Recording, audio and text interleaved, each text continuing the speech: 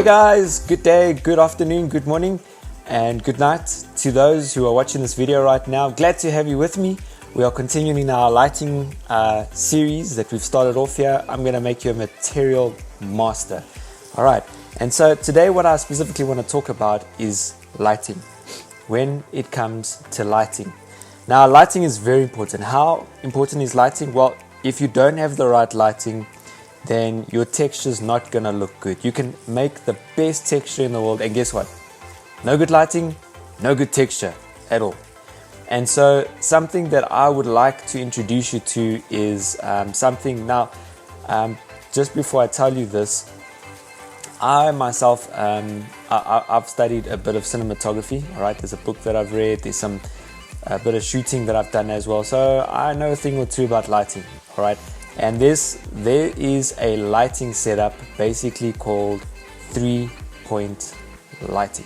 All right, 3-point lighting. That is a very good place to start in terms of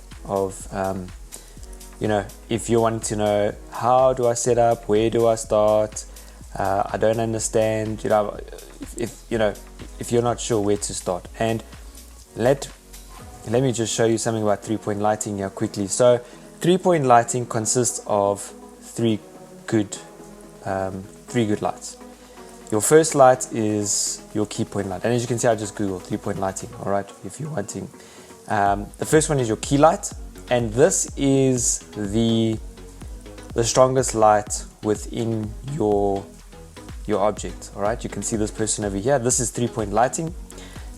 You can see that it's got a strong key. It's basically the brightest light is your key light. Then what you'll do is you'll have like a full light, and your full light is basically there just to soften the shadows. You use it to here we go. Maybe this is a good demonstration right here. So you've got your key light, and you can see how there's a bit of a full light. It's not as strong as the key light. Your full light, and if you can see here, your full light will sit on not the opposite end, but it brightens up the side that the key light is not hitting, and that enables you just to, you can see how it creates a shield. It softens the shadows. And then the last one you'll have like a rim light, and that light is usually your backlighting. It can be this side. It's usually directly right behind the camera, because it's almost, I wouldn't say shine right into the camera, because you can't have a light shine right into the camera, but it just creates this nice, you can see how there's a bit of it's called a rim light. It just creates a nice rim around the edges, and what that does is that basically separates your subject from your background, so that they don't, you know, blend in, or it doesn't look flat. It creates a nice, yeah, what more can I say? It separates your background from your subject. That's what it does. Okay, and so let's see, key light. Now, how do we do this in Blender? All right, so I'm going to show you something very, very basic here.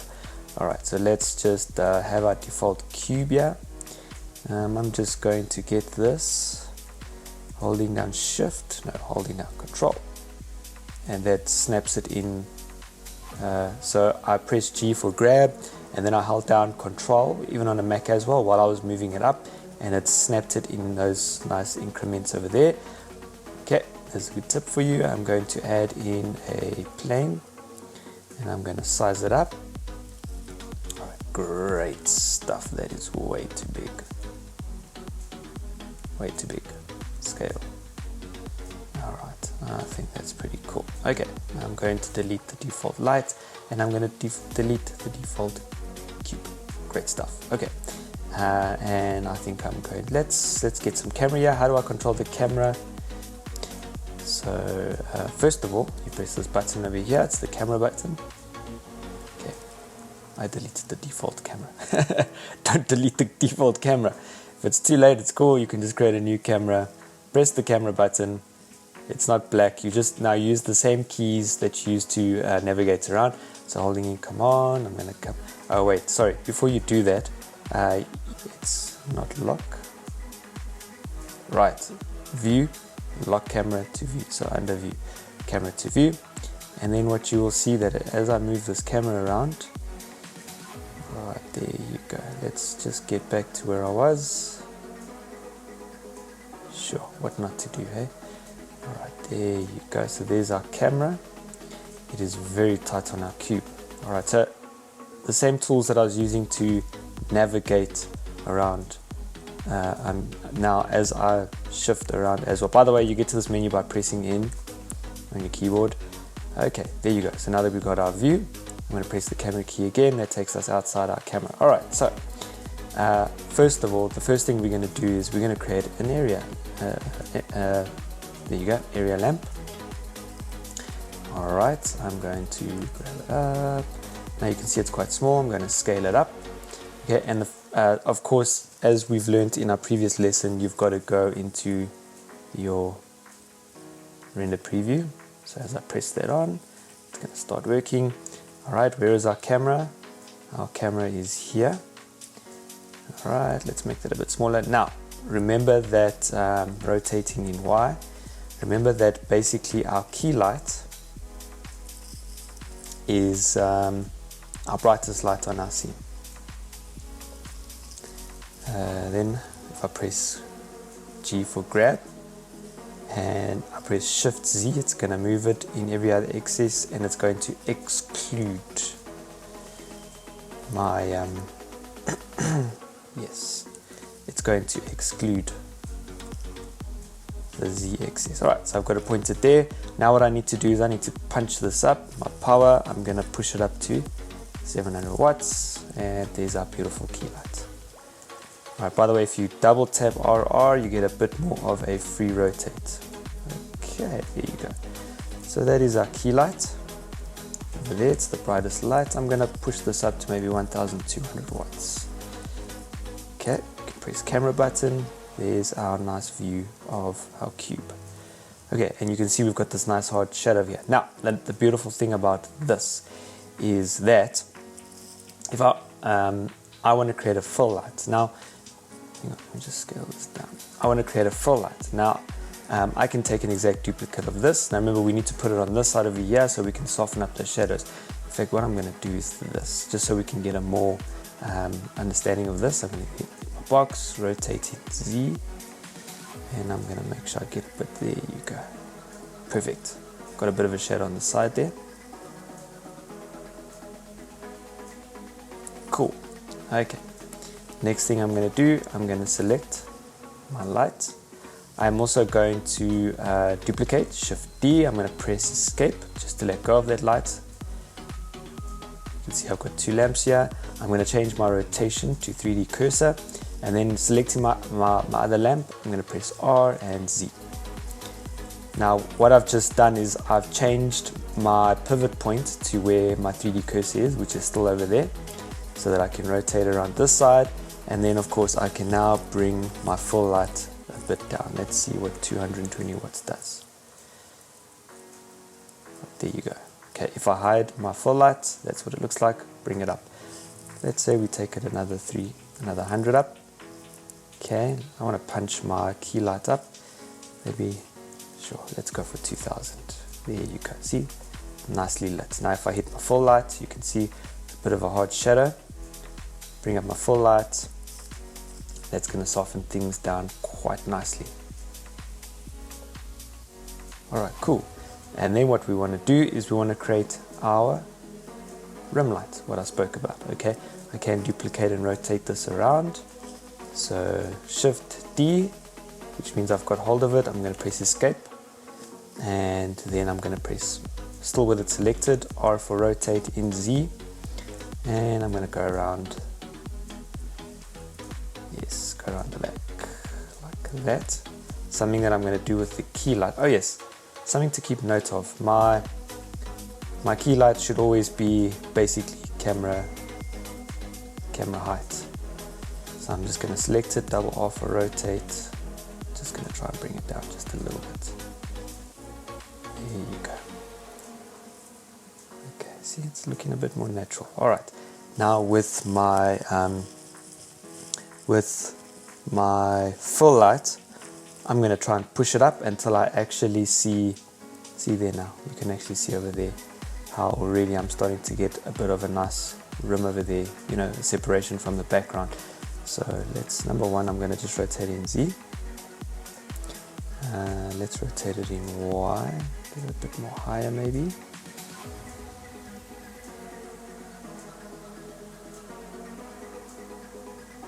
You get the hang of this when you try and rotate it. Something I know that is how fast or slow I rotate it will also depend on how close I am from the 3D. So if I rotate Y and I'm close here, it moves a lot faster. Rotate Y and I'm a bit more further. See, there's a bit of a more finer tuning. All right, I'm going to punch this thing up. Usually your full light, you want to blow this thing right out. There you go. See? Not too bad. Can be a bit better. Just in terms of, so you'll see we've got this really hot spot over here, but you know, this is quite cool. I really do like this, just because it looks quite dynamic. I like it. All right, let's see if I bring my thing down to maybe closer to the key light, but it's definitely there. If I remove my rim light and I add it in, it's definitely giving us a very nice look. I'm gonna push my key light up. There you go. Okay, so that's basically your 3-point lighting. But now, something even more dynamic that I want to talk about is saving your file. Okay, so let's save the file, because if something happens and yep, here we go, all my personal files. If something happens, I have to start again, and nobody wants to start again, except that, you know, if you do need to start again,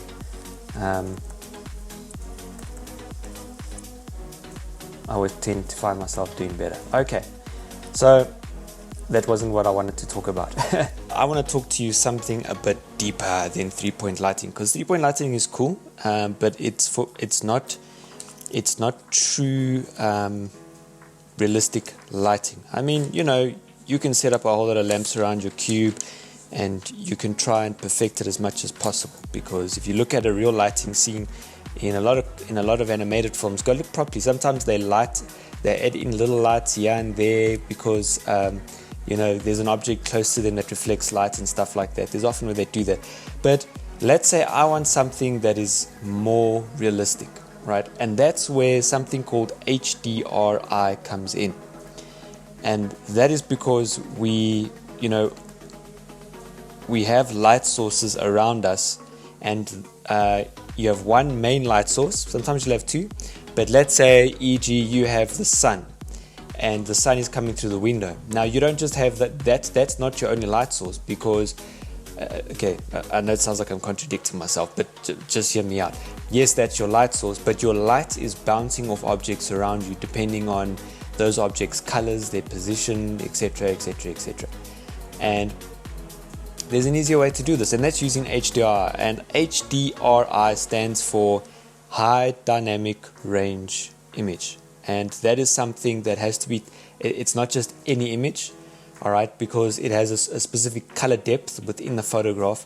If you look at most of even your phones today, when you take a photo, there is an HDR or High Dynamic Range option. And you can take it, and some phones, well, most phones actually, they just take that color and they compress it. Anyway, go and Google, go find out about HDR, because it's actually quite a fascinating thing. If you're a photographer, you know exactly what I'm talking about. And yeah, so you need to, basically what we're able to do is we're able to take that image and load it within our scene, all right, and we're actually able to, in fact, let me just show you what this does. So I'm going to switch off all my lights. You can see it's completely dark. Yep. All right, I'm going to go to this the world properties over here, and I'm going to use this node right here. Now, before we get cracking, let me just tell you, where do I get HDR? HDRs from? Well, I'm going to show you a couple websites here. So the first one is HDR Haven, and this is often where I get my HDRs from. They are free, and you can look for any HDR that you're looking for. Or, as you can see, they even categorize them. All right, so anything that you want to look for. Another one is called HDR Labs. And HDR Labs, yes, there you go, HDR Labs, and you can also look for, yes, you can also look for HDRs as well. So yeah, there it is. No, this is HDR 360. This is not HDR Lab. HDRI Lab. I thought so. I was just like, nah, this is not HDR Lab. This does not look like.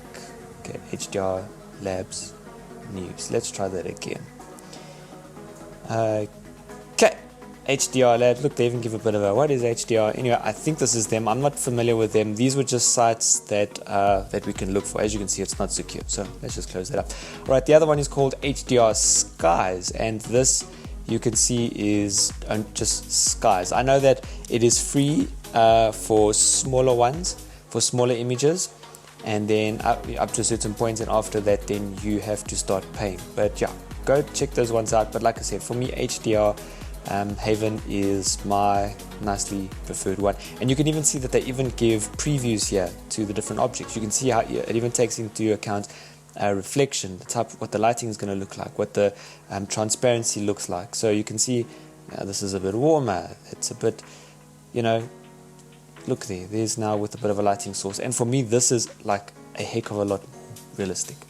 Alright, so the question is, how do I load this now into my Blender file? Okay, you can see it's a 360 image.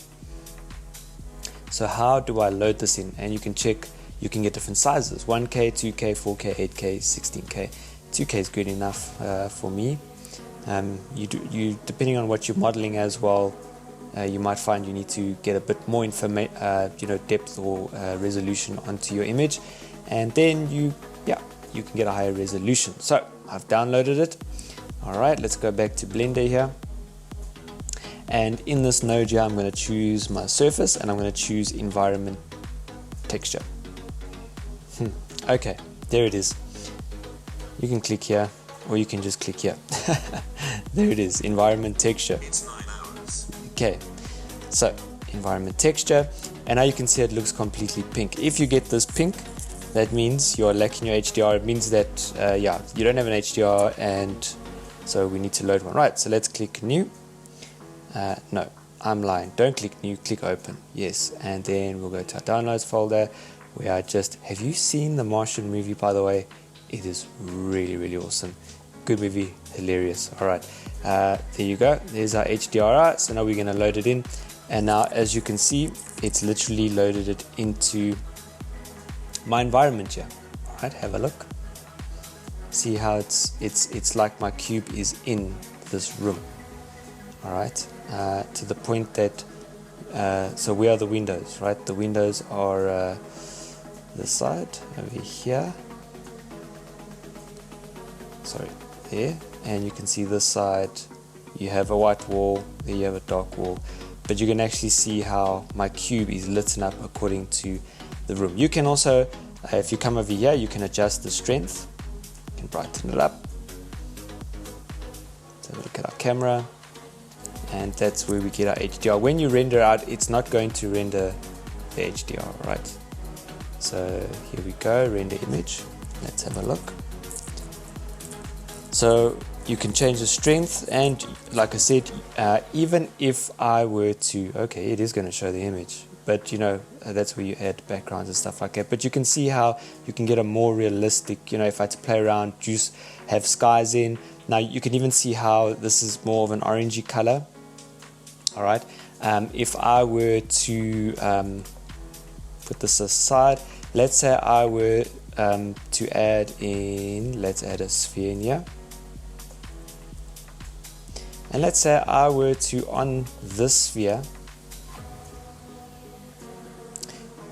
okay, I were to make this a bit more metal-like. Bring down my roughness.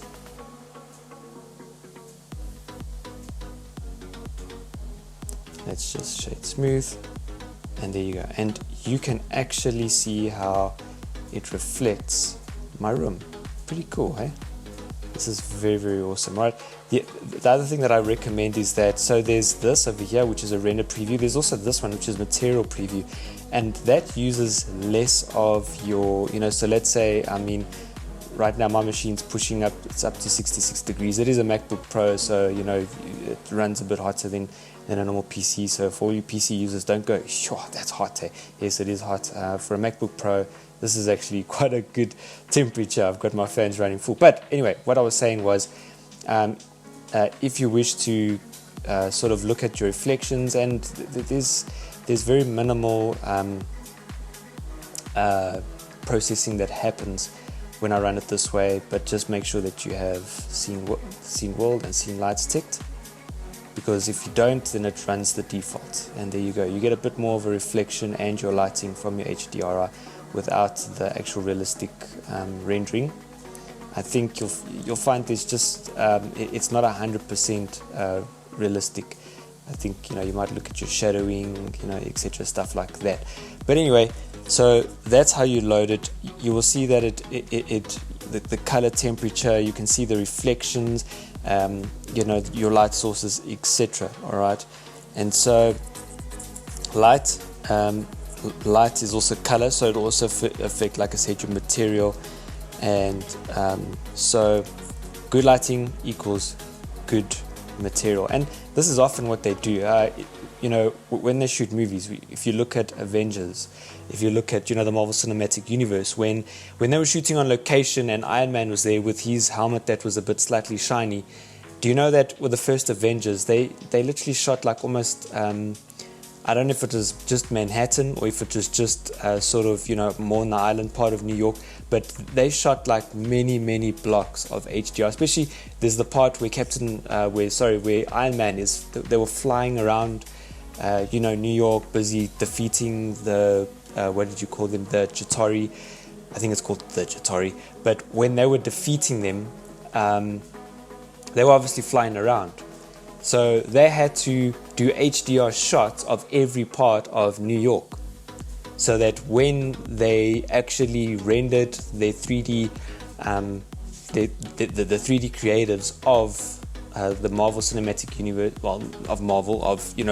the shots, the sequences, that they could just have the lighting of New York itself, and that also adds on to realism. I mean, doesn't it just look like this shiny ball is really in this room, and this cube is like really sitting in this room? Doesn't it? It looks pretty realistic, pretty easy, pretty realistic, pretty quickly, and that's the power of HDR lighting. All right, so there you go, guys. I think that was a more very useful, I'm trying to find the right wording. I think that was a really cool lesson. And guys, show me what you guys are doing. If you've done something pretty cool with what you've learned, go ahead and comment below, or send me a link, and it would be really interested to know. So guys, until next week, hope you guys are enjoying the series. I know you will, but see you next week with how to become a master of lighting. Cheers.